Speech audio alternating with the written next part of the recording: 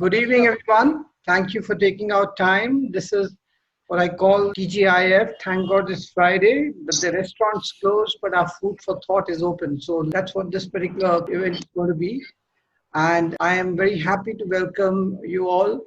And for a formal welcome, I would now ask Ramesh to do the introduction and get things going as a moderator. Hi, good evening, everyone.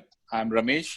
I'm from Calcutta. So as we all know that India has a long tradition of philanthropy, and various religions in our country has preached us about the core value of CSR. What is rather than what we call just uphold the dharma, the path of dharma for your business, be it the Vedas, be it the religion of Islam or the Sikhism. So to enlighten us on the concept of CSR and the inclusive growth story, today we have amongst us Dr. Swati Padoshi. Dr. Swati is a PhD, an MBA certified NLP practitioner, certified goal setting and life coach, and a certified corporate director. With 20 years in corporate and academia, she was recognized as Emerging Women Leadership in Education by Higher Education Forum 2018 for exemplary services in the field of research and development by JHT University in 2019. Further, she was also awarded the Best Women Director of the Year given under the International Inspirational Women Award 2020 by GISR Foundation. Dr. Swati is the director of MBA College of Mumbai University, a corporate behavioral trainer, and is also an author of several books. And she is the founder and felicitator of MoveYourCheese.com. She has been part of the main jury of ACEF Asia Awards, TBS Media India's Most Admirable Workplaces, and ACEF Brand Marketing and CSR Awards. She is associated with several social and professional institutes with interest in the emotional intelligence, workplace happiness, corporate governance, Porsche, and the blogging. So now I request Swati ji to please take the session moving forward from here on. That was an amazing introduction. Thank you for humbling and blessing me. So how do you want me to start? What do you want me to ask?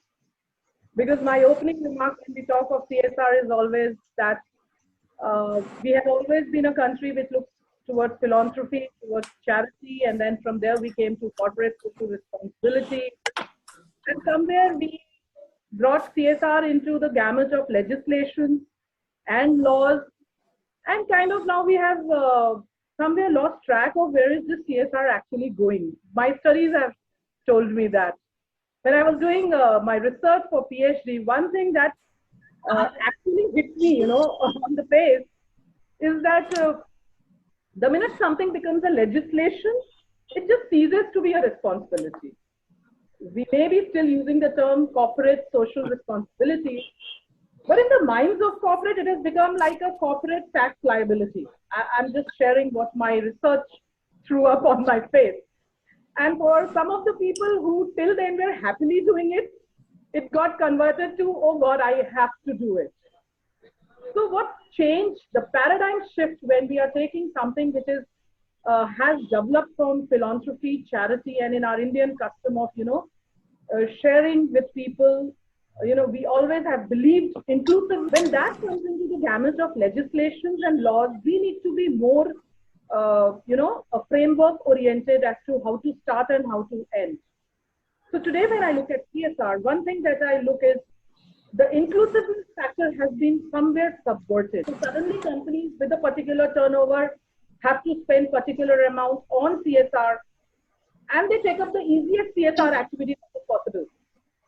Because the legislation talks about the CSR, they don't talk about the monitoring part.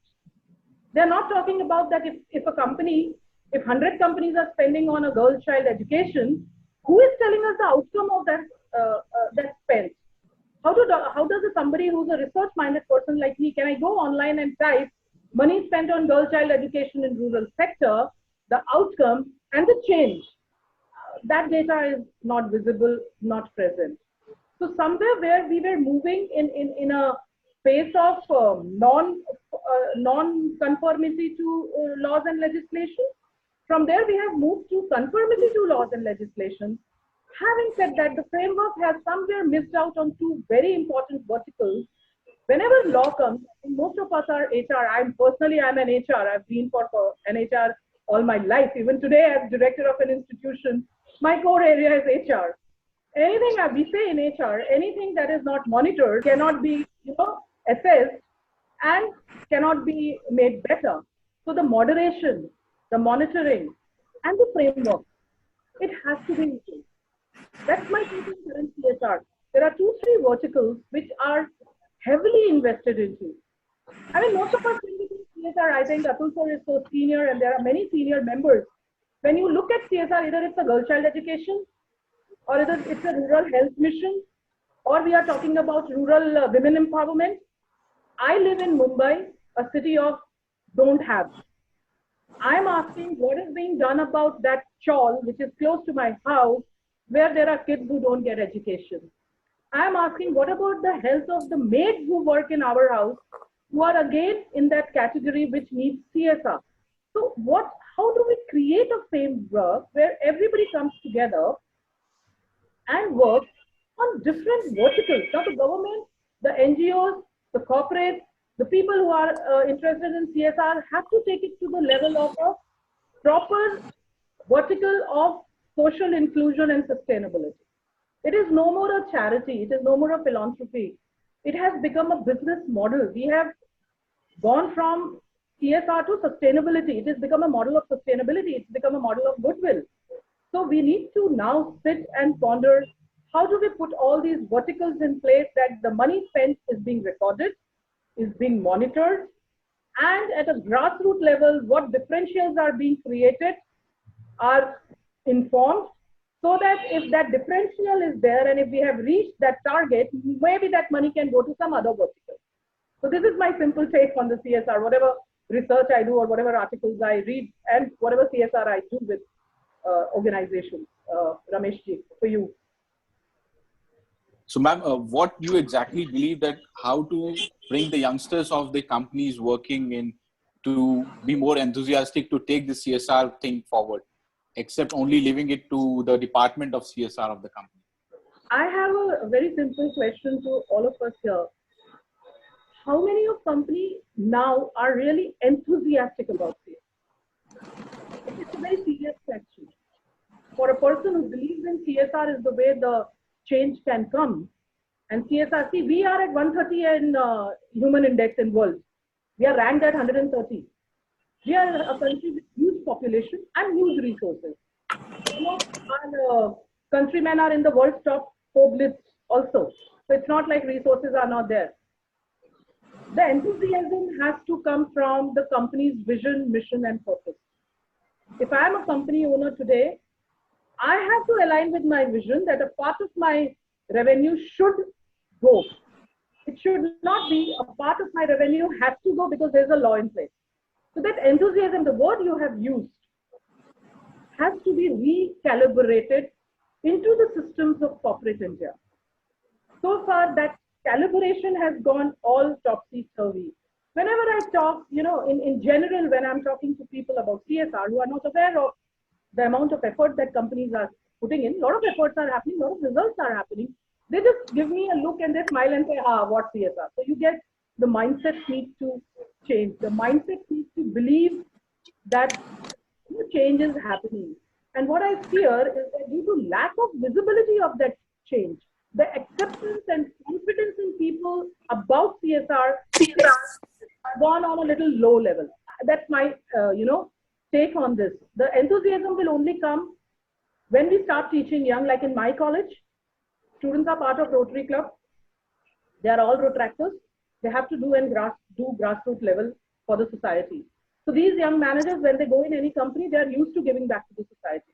So I believe out of 100 students of each batch, at least 20 would inculcate CSR in their system. They can become social ambassadors tomorrow, because today we are exposing them to the power of social change. So enthusiasm building has to start young, from schools, from colleges, from societies, from within families. As parents, we need to also enlighten our kids about the power of that one thing that you do for the society and the subsequent. So, ma'am, when we talk about our culture, in our culture, as I said, that the Vedas or the scriptures or the Vedic approach of CSR, which have been taught to us by our parents, that this is what, if you're earning an X amount, then X amount needs to be given for the charity or for the development of people like that. So how to bring in this very concept into the company's CSR policies?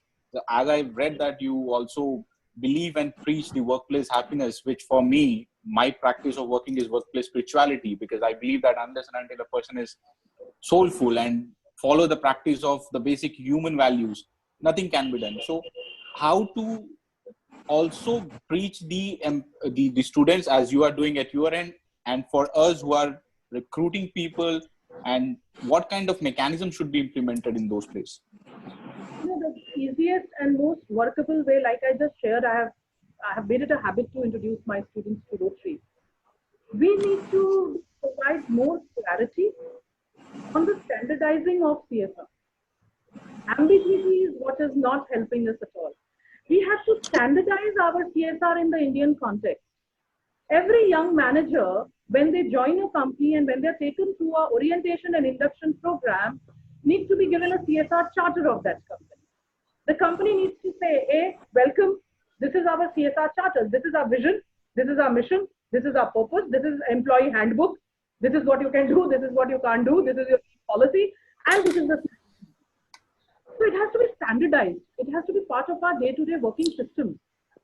So as you said that this is also one of the standard practices what all the companies are having, that they share the brochure of CSR.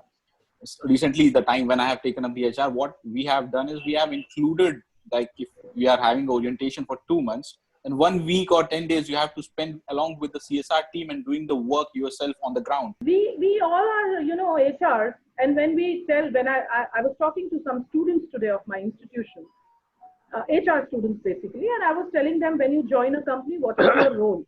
And I tell them, when you join a company, what is your role? I also talk about CSR. That take lead, do understand. Don't look at it as charity. Look at it as a very important component of sustainability. Look at your social imprint as something that you want to put on your CV.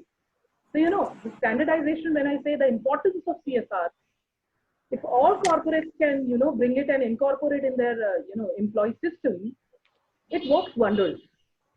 So far, in my research, 20% companies have a CSR department. Rest, it comes under HR. So HR is supposed to also look after the CSR. My take is, give it its due.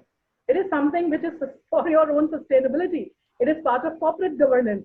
Any company which comes out with a public issue, what I have seen, before the public issue comes, for a month, you will see all their CSR activities on the television. So they first promote their CSR activities, get people to know how great they are, how goal-oriented they are, then the public issue is launched. I have observed this for 3-4 companies. I'm not naming them.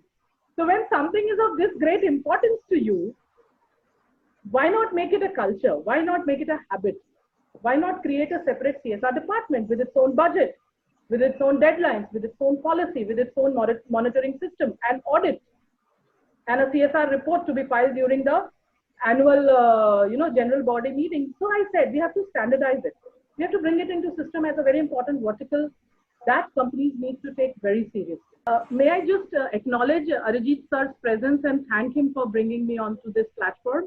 Mojumdar sir is the reason I'm sitting here today. So sir, my respect and gratitude to you. I wanted to share an experience from Kenya. I was in Barclays there, and I had a pretty big team of 5,000 odd people. And every year we used to have a MAD Day. MAD Day means Make a Difference Day. And on that, and it used to be on a Saturday. It was decided for the next year, the previous year itself, when is the MAD Day going to be. And the rest of the time, every department, every kind of people, people would form some project groups, and they would actually go out hunting, looking for what can we do in the society, So the entire set of teams were all involved, and they would then raise funds. Some of them will put their own money in. And the bank's thing was, for every rupee every shilling, that's Kenyan currency, every shilling that you raise, we'll match it off with a similar amount. So if you raise 1 million shillings, then we'll give you 1 million shillings more. And then you go and execute the project. And then they would, of course, hunt for the senior guys, and being a senior there, they would would get some 5-6 projects, and they would kind of get me onto it. Look, you come with us. Last year you went with somebody else, and this and that. And right from the top guy, MD, to the to the PN in that place would be all involved. And on that particular day, that particular Saturday, we would all go. I mean, only the branches used to be functioning, and even the customers used to know. Today, if you have a problem in service, it's because the entire team has gone to do CSR. And we would go across, and I've had some pleasant experiences. Like I went to a place where there were 42 orphans. So these are very small projects, but it's like make a difference, that was the whole scene. So it was a 3-bedroom kind of a flat, and there were 42 children were there, and all the 42 had their mothers either having HIV affected, either they were orphans, or the mother was in some bad shape somewhere, and the child was being taken care of. And unfortunately, there was a fire in one of the rooms, and one of the kids who was also deaf and mute actually died in that fire, and that whole room got charred and become black. So we had gone there, and of course, we didn't know how to put in beams and create the door again. So we took a carpenter. We hired a carpenter. We paid him for the money that was raised. And I had actually gone and painted the walls. The people painted the windows, etc. Everything was done by hand. It was not supervising. You had to get your hands dirty. And you had to do something. We took food along. We took a TV along. We took some CDs across, showed them some Tom and Jerry movies out there. So it was just for that one day. Even for that one day, it matters a lot. You can't say, we'll show them TV. And, so that was the culture that happened in the entire bank itself. And I thought that was a really great idea on a single day. I mean, there are millions that were spent on that, but the impact, or forget the impact also, it was just the satisfaction that you get in your own mind and heart that really created a big difference in the society. And what most companies want to do is the customers should appreciate these kind of things. It's not the amount that is spent, but look, this is happening. And people used to, actually some of the customers would come with us, okay, look, you're going, we'll also come with you. So there were at least some 50, 60 projects that were being done in the whole of Kenya. Kenya is a very small place compared to India. But it was a big success, and it happens every year. So I thought something like that should be practiced in India too. And it will make as I said, make a difference day. It's a mad day. So I thought I'd put that forward. How would that kind of work in India? And you're the experts. Tell us more if you can on how such thing can work or may not work. No, we all are typically very award-reward oriented people. We have yet to reach the stage of self-actualization when we get this, Atma ka sukh mil gaya because we help someone. Let's be very honest. Yeah. As a society, we have been brought up in a way that we are very, carrot and stick story, reward system. So when I say that we have to standardize it and bring it into a system, we also have to give appreciation. The appreciation sometimes works magic in, connecting people. And once they get hooked onto the process, they start enjoying it. And that is when actual change comes, when you don't, whether you appreciate, you award, reward, yet they will come and do it, because then they go to the phase of self-actualization, of actually starting to enjoy it. It will be novice on any of our part to say that suddenly a youngster of 20-year-old has this calling of serving the society. That usually doesn't happen. We have to groom them, mentor them, and imbibe in them the pleasure of getting, that changing a person, like Saur was sharing, the pleasure of doing something. Once they do it for some time, then they adopt it. And then they happily adopt it. They don't wait for any kind of appreciation or reward.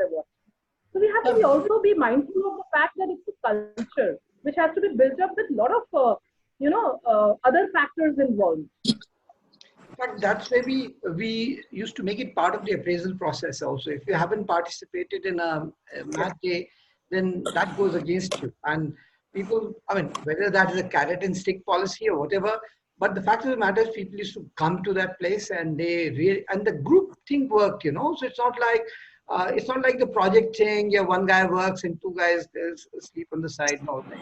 It was like bringing everybody together. And it's a pretty poor country in Kenya. I used to be very scared. Look, it's not a very safe country also. So I didn't want to kind of go there and get mugged somewhere on the way. But these guys would take care of the entire stuff all through. And what this has led to is another very a fascinating thing called voluntourism. So these are people who, I mean, the richy riches who come from wherever, whichever place they've got big fat checks, they would come to Kenya, stay in a 5-star, and the hotel would arrange for an orphanage or a woman's home or an old age home, some place where these people will then go and spend the day and come back, and again relax in their 5-star comfort. But what they used to get out of that is it has become, let's say, a tourism, a way of tourism by which you can do something for the society and spend your money wisely and still have your 5-star comforts. And plus, you don't have to be, you don't get into a place which is maybe not hygienic. So all the hotel would take care of such in the surroundings being relatively good enough not to affect somebody's health. So that was the whole purpose. And so it has become a very big industry in itself. So people land up in Kenya for a week, do some 3 days of this social service kind of work, go and look up the game parks and then go back. And the money is well spent. So, sir, similar concept we have in India also. I think somewhere in Madhya Pradesh, a friend of mine has started the Madman's Farm. So the Madman's Farm is, you go there on your leisure trip, you grow your own vegetables, you cook your own food, you do your own farming, and you take care of the property, the land yourself. So and to stay with the villagers, milking the cow and things like that. So that is also one concept they have started. I don't know how it's running on. But. Yeah. Swati, I just another question for you. I mean, with this CSR bit, I mean, I do agree that it's becoming more of a legislation thing, and people are, or other companies or corporates are trying to show off in some way or form that 2% has been spent so that the Ministry of Corporate Affairs doesn't come on them big time. I mean, I'm told Ministry of Corporate Affairs has sent out some 5,000 letters because the CSR has not been spent properly, and now they're trying to, all of them trying to get a response to that rather than absorb that bit of information coming through. So when it comes to really dealing with the corporate at the top level, I mean, everybody's scared about not being in the right place and when these kind of things are put on. So what should be the approach there? I mean, we are now talking of B2B rather than a B2C kind of a scene. So what should the approach be there? My take on it is very simple, sir. The minute we standardize and the minute the framework is in place, the boardrooms will decide the CSR policy where they also benefit. Let's please understand. When we are spending money on any activity, even if it's a CSR activity, we are talking about something where the visibility as well as the transactional part of it has to be aligned with the vision, mission of the organization. You are also answerable to your stakeholders, your shareholders. There are many parts of a company's existence. So when I talk of shareholders, stakeholders, they are usually not very happy about their money being spent on somebody else. That's a big thing to explain to them. You know, in general body meetings, I have seen people raising objection to particular amount being spent on CSR. So we have to work out a model where the boardrooms become more empathetic to CSR, as it should align to their business proposition, their transactional space, as well as their philanthropy, charity, and their humane side of it. So it's something where we have to work on a socio-economic pattern, which is supportive of each other. It has to be a pattern which, whichever organization takes it up, can then, very confidently say that it is a pattern which is not economically not viable. It is something which is related to their corporate governance. It is something which is part of sustainability model. At the same time, it is also a very important strategic part of their business alignment. So far we have been talking about socio. We have to somewhere start building up a new framework of socio-economic and industrial development together. Because at the end of the day, when I look at CSR in terms of rural education, whatever, my due respect and gratitude to all the organizations who are doing it. Having said that, we also have to look at job creation, employability skills, upskilling of organizations. These are important CSR activities if you look at it in the urban context. So it has to be a economic and industrial correlation framework which will work in the boardroom. Hello, sir. And with the stakeholders and with the shareholders, they have to be given their due respect. Zoom lo unnanu. Pakkochanu sir, cheppandi. I hope Atul sir, I answered the question correctly. I'm just wondering if we were to be doing this at the government level, which ministry should do it, and how should this be taken forward? If you were to make a suggestion. So I genuinely believe, and I'm quite, ideological about it, that corporate governance ministry needs to make a CSR government national body of CSR, which creates a platform where who is aligned with which vertical, so that they know these are the 12 verticals, 10 companies in this, 5 in this, 6 in this, number, the amount spent, the return, so they map it. So it has to be a very, very audit, data-driven exercise. It has to be a national level organization which is exclusive looking into the CSR spent, return, monitoring, and alignment with social, educational, industrial, economic, and environmental and health issues that our country is going through at the moment. Ramesh, any questions, please? Sir. There is a question from Ms. Seetal Mistry. The question is your views on role of academic institution in integrating CSR and sustainability into course curriculum. Wonderful, Sheetalji. That's a wonderful question, and I have a wonderful practical answer which I have been practicing. I created a cell way back in 2014 in my MBA college known as ISR, Institutional Social Responsibility. And like I was sharing before, that for everything a reward and award system is important. So I told all my students that this is a 100-mark practical paper. Internal 100 marks. It's not university. I'm doing it for you. I'm your guide. I'm your mentor, and I'm the whole and soul when it comes to this particular department. You pick what CSR activity you are going to align yourself for the next 2 years. Tell me today your agenda, your focus, where do you want to reach in 2 years. Post that, every 3 months, give me a written report of what have you done to reach your goal.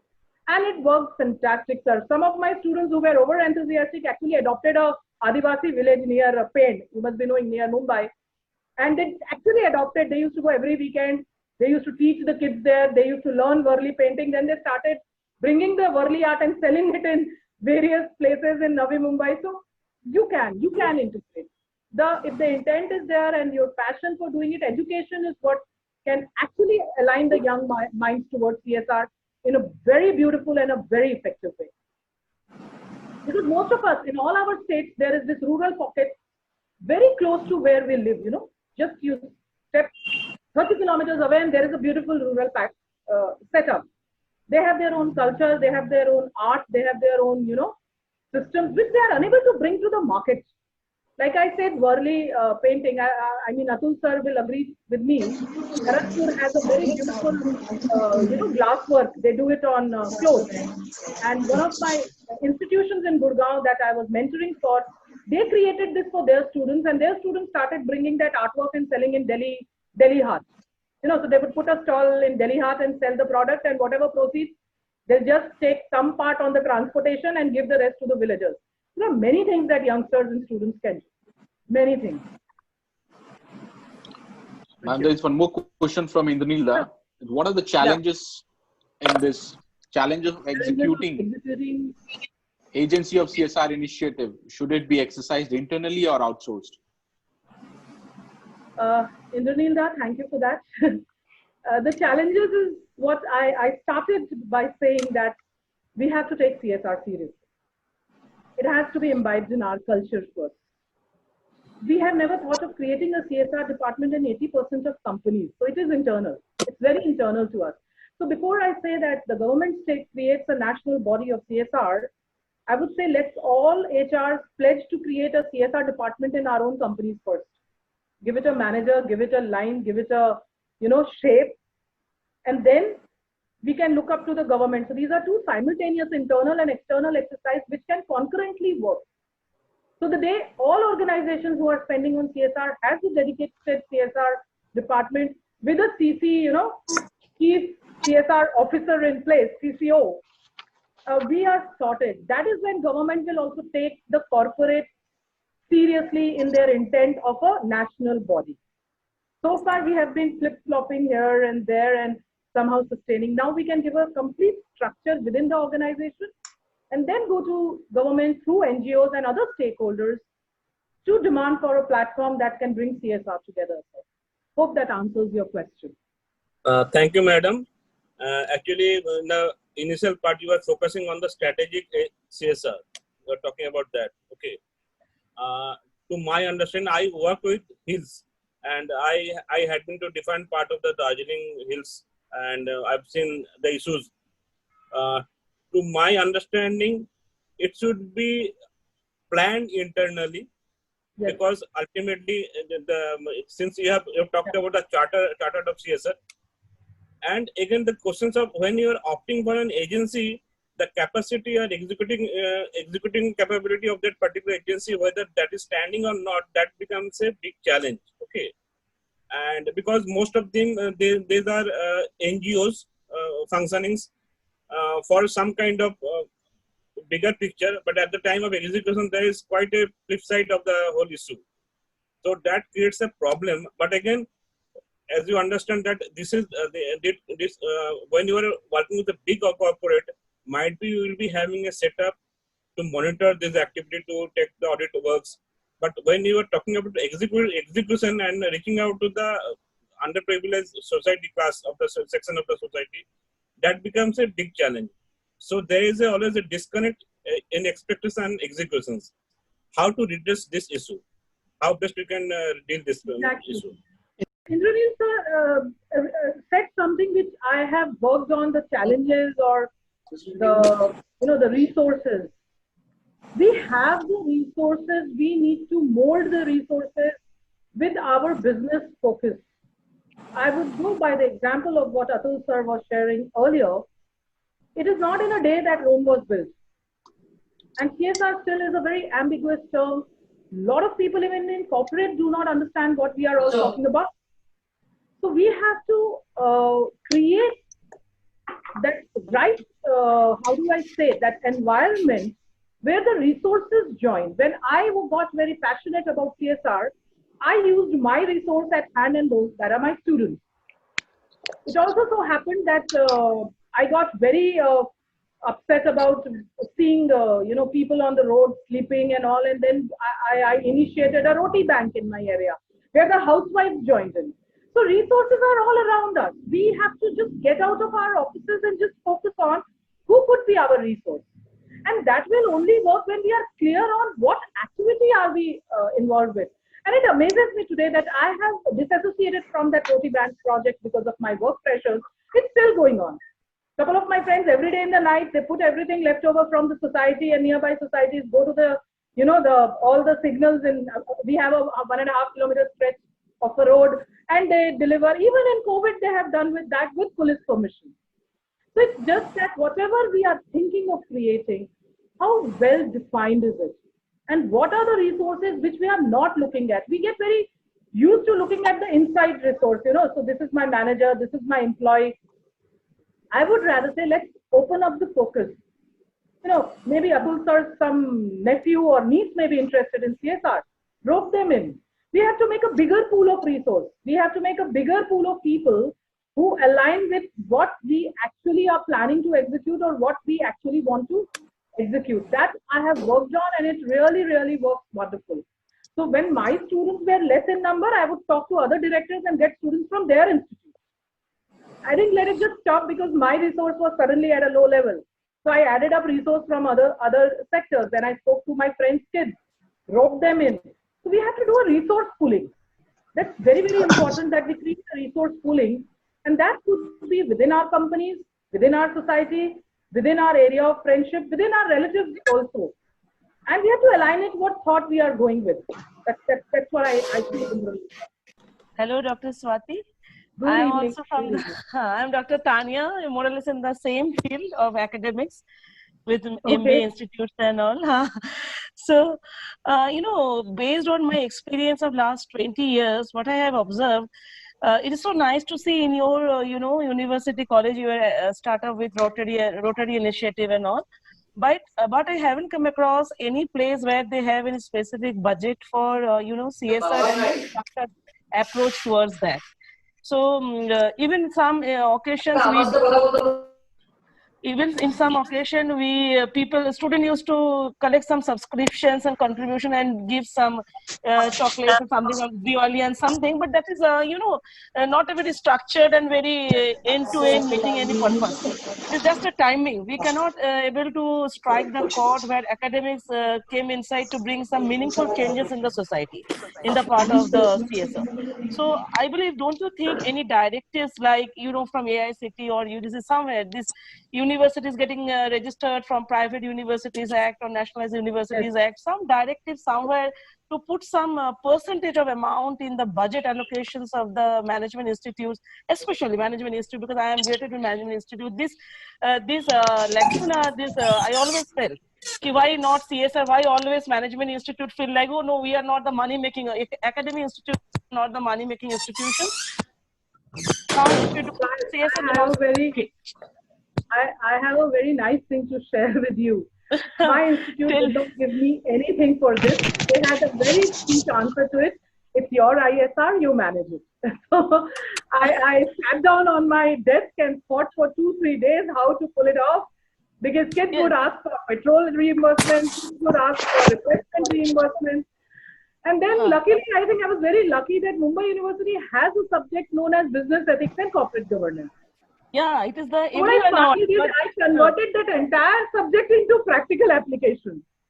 Exactly. And I told them that, out of the internal marks, so you have 60% for the written and 40% for the internal.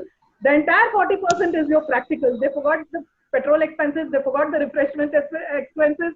They wanted that 40 marks, which was internal. That was the first magic. Second, what was that once they went and once they started talking, they developed an affinity.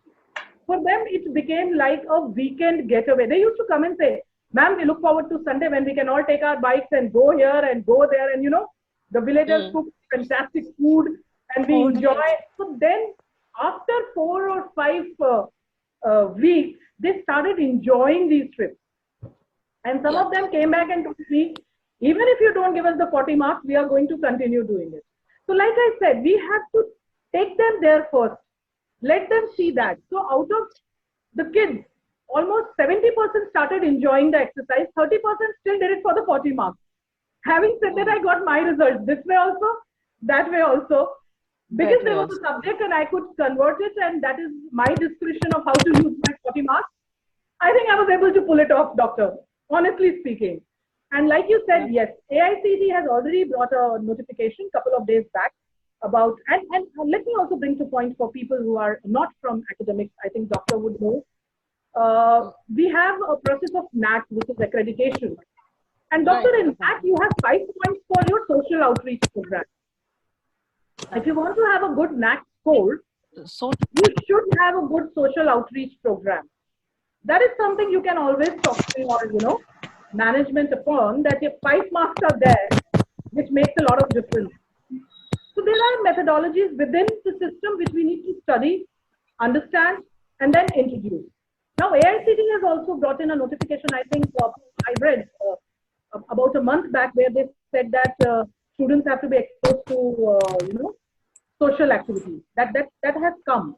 How we as directors or faculty members or passionate, educationists convert it into taking to our students and getting results, doctor, probably you can give me a call and I can tell you the trick.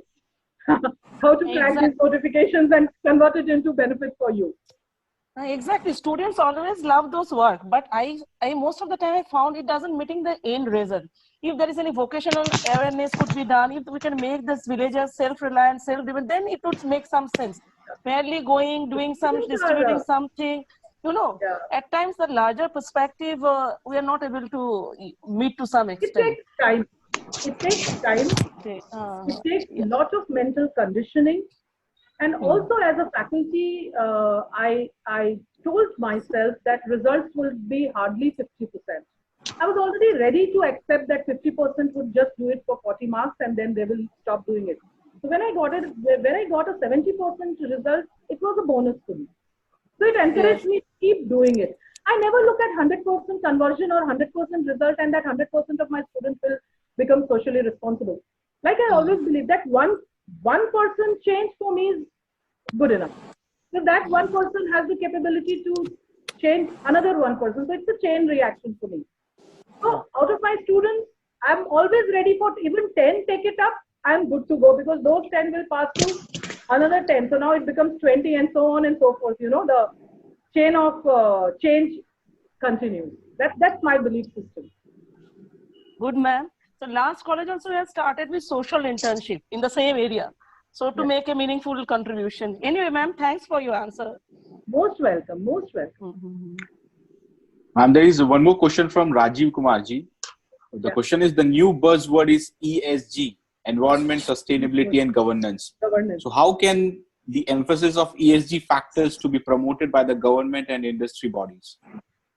So we have already started. Good evening, Rajiv ji, and thank you for that question.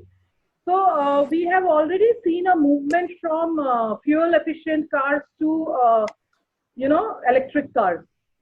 Environmental, the part, I'm just sharing what the industry and the government is working together on. So from fuel to electric cars. The second thing where I have seen industry is being very, very proactive is the packaging industry. Suddenly the methodology of packaging has changed by quantum. Government has brought certain rules and regulations about packaging and the industry has been equally proactive. Having said that, it's very easy for a high investment industry to get returns on this change. For others, if I may say so, for MSMEs, for SMEs, for small ventures to adopt the government changes to support the concept of ESG, we have to create a package of how their commercial viability without being disturbed, they can inculcate the changes. These changes are not non-expensive or easy. When I'm talking about packaging, I'm aware of the packaging industry because I have friends there and they said that we had to throw away raw material worth crores, doctor. And that was just pure loss. We don't take insurance for the raw material being thrown away. Having said that, some of them, which are the big guns, they survive because they have a contingency plan in place. They have a contingency financial support system. The small ones are struggling to cope with these changes. So here is where our industrial bodies like IMC, CII, there's so many of them, can play a very proactive role like they did in the COVID time of going to the government for packages for SMEs, MSMEs, short, small turnover companies, entrepreneurial companies, startup companies. It has to be researched, the impact of this change. And these bodies, what do we call these business bodies or these confederations, consortiums, have to make a representation to the government on how can there be an economic package for the losses which probably these companies will face if they align themselves with ESG and then they adopt the changing system of working, is what I can say. Rajiv ji, I hope it answers your question. Thank you very much, Dr. Swati. It's been very nicely explained. A supplementary question is on the code of ethics on governance issues. I mean, you see the NPA problem that is occurring across the country. You also see how large corporates which also have a code of conduct have failed in real terms in kind of implementing their codes. How do you think that corporate India should be instigated to have a better moral fiber or be more responsible? Wonderful. Sir, you have just asked a question which is very close to my heart. I'll tell you why. I'm a certified corporate director. I'm an independent director. So I can be on boards of companies which very soon I'm planning to embark on that journey too. The first change was the change in policy where independent directors are concerned. See, sometimes what happens that these kind of problems or fallacies or financial misconduct are missed by, the people who should have noticed it, the audit committee, and there are many, many people who noticed. So one thing I have seen, which I'm quite sure is going to take care of the shareholders, the stakeholders, which again is about inclusive growth of businesses in alignment with their, practice of following the best practices. So independent directors, governing bodies have to play a more proactive role into this whole system of following the right corporate governance, so that today we are discussing inclusive growth, and inclusive growth also includes the stakeholders, shareholders, and public in general. It is not only rural and the not so empowered ones. So this thing has to go to a next level, which will take its own due course in time. I believe so. There is one more question, ma'am, from Mr. Badrinath. The question is, how can we measure the efficiency of the CSR? Because it should not be a calendar activity, which few of the companies does, to capture pictures. If we speak of Eastern India, which areas or segment of the society to be touched for the better of the society? So let me start by telling him thank you for the question, and I can very confidently answer on Eastern India because I'm from Bokaro Steel City. So I have lived in that part of the world for entire life. My family is still there, and my playground was Kolkata. So having said that, I'm from a steel city surrounded by collieries and coal fields and Adivasis. I have experienced the most backward and downtrodden society that still exists. When I go to the Adivasi belt in, in your Hazaribagh district or Ranchi district, or in the belt of Kharagpur, beyond Kharagpur, you have these belts, which we call as the people who are from that part of the country would know the red belt, as we used to call it at a particular time of frame of time. It is way far beyond any kind of development. So there has to be a concentrated effort by the stakeholders in that area, the steel plants, the Jamshedpur steel plant, Rourkela steel plant, Bokaro steel plant. These public limited big guns have to somewhere align their CSR activity into including these sections which are right at their doorstep. It's right there. So when I talk of these big guns who have the power, the capability, and the resources, we have to now align into adopting things which are right there and bringing this social change and development and economical change into their system. One beautiful thing I saw in Bokaro recently when I had gone, I mean, it's been 2 years now, I saw a lot of ladies working on the petrol pumps. And out of inquisitiveness, I asked a girl that, how come you're working here? And she said, there is an employment scheme by the government and by, couple of NGOs and a particular company, I will not name it, which is based out of Kolkata, who are creating employability skill for us girls from the Adivasi belt.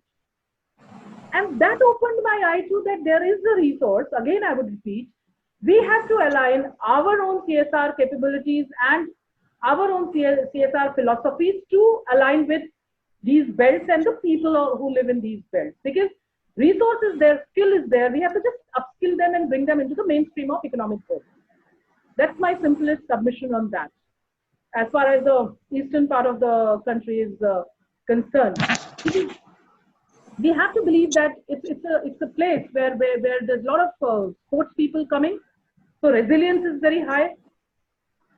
There are people who are very strong in willpower, in physiology, very strong resource for any kind of industrial sector. We have to. And as far as your question about calendar and photo op is concerned, that is what I said a couple of minutes back, is that we have to decide our own policy of CSR, our own deadlines. What are we going to do? When are we going to do? Map it in the calendar. Somebody has to monitor and check. That one element which somehow always gets missed. So it is up to the company. If I made a CSR initiative for my students, I took time to check them every 3 months. Where have they reached? It was humongous to check files of 120 students. I chose to do it because monitoring is very important when we talk of CSR activities. So the companies have to choose to monitor, measure, give a feedback, and take the entire initiative forward in a more outcome and output driven manner. That's what I can say. Nice explanation, ma'am. Thank you. Thank you. My pleasure. Entirely my pleasure. And there is one more question from Mr. Amresh Saxena. The question is, the NGOs are extended arms of corporate, and government only thing is selection needs to be made carefully. Sorry, I didn't get the question. Can I read it if it's okay with you? Yes. It's in the chat box. NGOs are extended arm of corporate. Yeah. And government only thing is selection needs to be made carefully. Yes, NGOs are extended arm of corporate, and we have to reach a stage where we have to decide on what kind of CSR we are doing and who we are going to align with. As far as government's role is concerned, let me be very honest to you, sir, and let me thank you for that question. They have a set of NGOs which are approved, and you can go ahead and do whatever you want to with whichever NGO. Again, I would reiterate that get your philosophy right and pick and choose the ones you feel are right. We should not be waiting for the government to, tell us which are the good ones or the bad ones. We need to do our homework. We need to do a lot of research on whom are we aligning with. And therefore, there is a very important concept I would bring to the notice of this platform. We have to do a social audit of the NGOs we are planning to align with.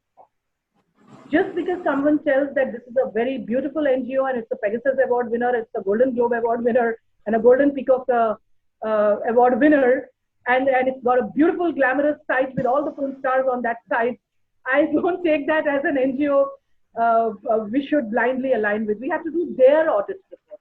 We need to ask for their P&L, where have they posted it. We need to ask them, show us what work you have done. NGO audit, as I call it, a CSR audit, a green audit, a governance audit, has to be, done from the corporate end too. We as corporates need to figure out who are we aligning with. Go online, everything is available online. Type controversies and that NGO's name, you will get a list of controversies that NGO has been involved with. Do a background study, do a check who you are planning to make your CSR, governance and sustainability partner, rather than just going by the name and what is being said either by government or either by Dr. Swati Padochi or either by anyone for that matter. It's your project, you need to be with the right partner, because it's very important to have the right partner for the execution and the outcome to be effective and efficient. I hope that answers your question, sir. Can I ask you a question? Yes, Sarjit sir, definitely you can. Do you think the government mandate vis-a-vis the CSR funding is well spent by the industrial organization? I have a very unique experience, if I may share, with this August forum. When I was doing my PhD research, that was when this 2% had come into play. And I'm very lucky. I have three very powerful industrial belts near my place. We have Taloja, we have Mahape, and then we have Thane Belapur belt. I almost did research in industrial, like sir said, industrial pharma company, chemical companies. So these are all industrial, as we call, pro-industrial companies. And I did research with 100 of them. And the funniest part is almost 80 of them said that we were spending 7%, we have come down to 2%. And then I asked the question that, why? So they very nicely said, if 2% is going to get the certificate that we are doing enough, why waste that other 5% that we can do something else with? And then I asked them, what are you spending the 7% on? And why you are coming down to 2%? Will it not impact the functioning? And they were like, we were spending 7% because we never thought that we can survive in less also. And as an industrial unit, we kind of felt like, we are in high risk zone. All these pharmaceutical dye making companies, they are a high risk job.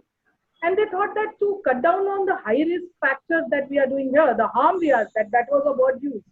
The harm probably our waste does to the environment, we can balance it out by doing something for the society.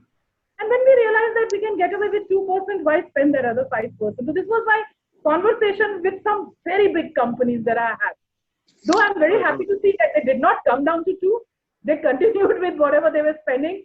One thought that they all had in common, that some practices we have been following are not environmental conducive. Our employees are exposed to things which may be harmful to their health. So somewhere on a moral ground, ethical ground, human ground, doing CSR gives us that courage and that peace of giving back to society. That was, unanimous in what I spoke to them on, Arjit sir, about the industries and how they align with their CSR act. Another question is, I understand government is looking seriously as to the spending of CSR amount by some organizations who are spending. Hello? Your voice, am I hearing it low or sir's voice is low? Because I'm unable to hear it. Can you hear me? Now, sir, now I can. What I was saying, that I understand that government is looking seriously as to the spending of CSR amount by some organizations who are spending towards quote unquote as a pet project of the organization without caring for the society. Especially we have seen, I'm sure you must have also seen it's in the education sector. Now, as such, government is planning to come with ordinance to stop these nullified intentions or nullified investments. Any idea on this? Sir, as far as nullified intentions are concerned, we will always have certain rule breakers. I go by that theory. I have very long back realized that we are living in a world which is driven by profit, by commercial interests, money interests everyone. For some it's less, for some it's more so. Breaking a law, tweaking a law, taking bypasses, going by the gray areas, and nullified intentions for me in the world where money is concerned is something which is part and parcel of being in the world of business. Having said that, government's intent of cross-checking, controlling will only suffice and will only sustain if, like I have been sharing, we have a very robust, very strong measuring and monitoring system. Because in our country, what happens that whenever we penalize someone for anything where there is the measurements and the monitoring mechanisms are not very, very well defined, they have the courts to go to, and then it becomes one mess and another mess and another mess, and it gets so prolonged that somehow we lose focus of what we were talking on. So first we need to think on how do we bring about a very measurable monitoring system, a robust, transparent measuring, let me add transparent there, measuring monitoring system where an Atul sir, a Swati, a Ramesh ji, a Arjit da, everybody can go online, click on a company, know what they have spent, where have they spent, how much result have they got, what changes they were able to make is available. So when we make that kind of monitoring, measuring transparently available where society as a whole starts judging the companies and their efforts, the nullified thing will automatically take a backseat. Because when we are talking to the world, we usually show the best. We don't want to show a dark side. And it's high time that CSR starts getting spoken to the world. When we are posting our annual returns in the newspapers and in social, on our website, after Cadbury report, Kumar Mangalam report, and all these governance changes, when that is the prerequisite, I feel time has come that this also becomes a prerequisite, that you post your CSR report on your website, on a national daily, and let everybody, if a person wants to invest in a company, they have to also see the CSR report before they invest in that company. That is when this transparency will cut down on any kind of, other practices that are going on. So that's what I feel. I understand the government is looking very serious into this. Yeah, may I just interject now? We're in the last phase of this discussion. We've got only 7 minutes left now. So, Ramesh, are there any more questions or shall I sum up? There's one question which we can take off. We may send it separately to ma'am if required. So may I just say something, Atul sir, with your due permission? Yeah, sure. A very close friend of mine and a very senior HR professional, Dr. Ashok Sahu, has joined this conversation when we started. I so want to acknowledge his presence because I had pinged him at 7:30 that, sir, I'm having this interview. And he promised me the minute I'm free, I will join. So Ashok Sahu, sir, I would really want to thank you for joining this conversation. He's a veteran in HR. He's somebody I look up to when it comes to HR.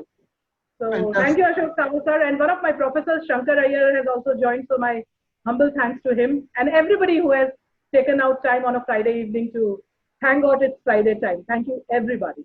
So thank you, Swati, for a very engaging discussion. CSR is something which is really very close to people's heart. And the important takeaways that I could take from what you said with your expertise and your past experience, of course, I mean, we are suffering because the data is not visible on impact. And that's leading to enthusiasm being dampened because people are not being able to see what's really happening and how the monies or the impact that's being made.